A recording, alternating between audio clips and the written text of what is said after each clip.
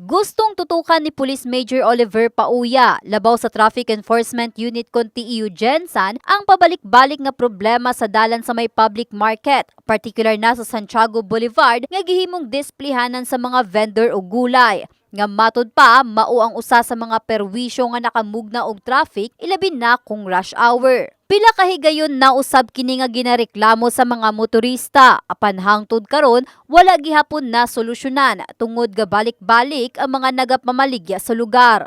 And beside, hindi komportable yung mga mamamayan natin na makikita dyan na kahit saan nakahambalang yung paninda. Kasi sa daan sinasakop na sentro yung mga sasakyan natin na inuukupan na lahat ng halos daanan dyan sa palengke.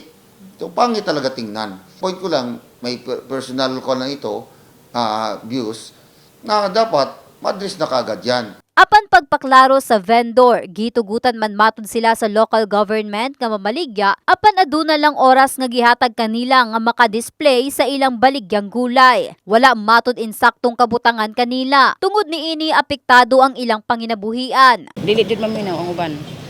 Kami lang basta ingon nila kaysa lang. Kaysa lang tumanon namo siya. Gapon nagpuan sila dira bawal daw mang laray paduol sa kalsada. Pinakalunsot me. Palayo lang me. Bala wala may halin basta tuban mi sa balaod. Usahay makahalin mi ingon ani nga singit kayong kuan man sakyanan mga parkingan.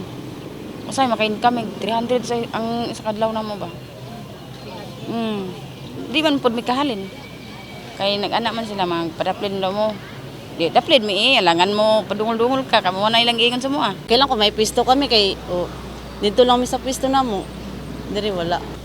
Kay siyempre may ara pud ta nga kinahanglan may estudyante. Na ba kung walay laray wala pud estudyante ato Kami gasunod man mi sa mo ang ginapalakad nila diri sa mo sa laray ginasunod man namo na siya. Pero na mo uban nga laray nga murag gay-gahi pod.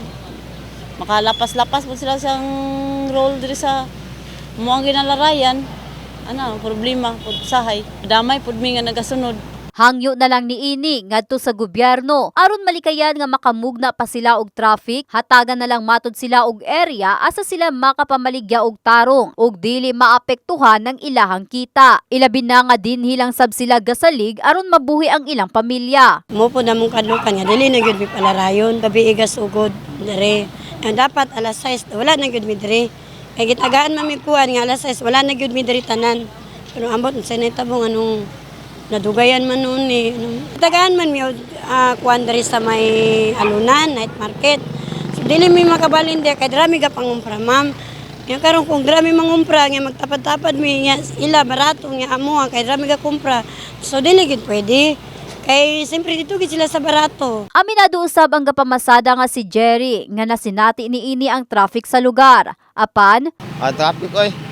Mo gani mabuntag lang kay pagka alas 8 wala naman traffic na kayo. Masyante magkagawas na wala na. Dugay na kakawa. Di mapagihagon uban gon. Siyempre ning kamot pud sila ka-income pud sila. Lisod po kayo kun muhawa din tapos pawaon balik mangyapon kay ang income nila matag-adlaw. Aduna naman matod mga naisgutan ang mga personay sa LGU, kauban ng TEU, kabahin sa area sa mga vendor nga alang kanila. Samtang lauman ni Police Major Pauya nga mahatagan na gayud og solusyon pinaagi sa kooperasyon sa nagkadaiyang ahensya sa gobyerno. Tumong ni Pauya nga maipakita sa tanan nga gasubay sa balaod ang taga Gensan. Nasabtan usab sa opisyal ang kahimtang sa mga vendor. Apan gikinahanglan gihapon og saktong pamaagi aron malikay sa disgrasya o kasamok sa dalan. Yung daan dyan, ikinawa yan para daanan yan ng mga sasakyan natin. So kung gusto talaga, yun ang gusto nila na mangyari. Kung hindi na lang yung padaanan, di ipaklose natin. Or yung pinag-usapan naman dati doon sa city government, na pag-agrihan na lahat ng agencies, i-involve natin dito, yung concerned agencies. Just like DNR, kasi maraming mga waste dyan, di ba? Yung sa waste management natin dyan sa City Hall. At saka yung sa demolition team, yung nagdi-demolish doon sa mga illegal vendors natin. Na nagdi-display doon sa daan, na sinasakop na yung daan, nakikiusap din tayo na dapat ilagay sa tama.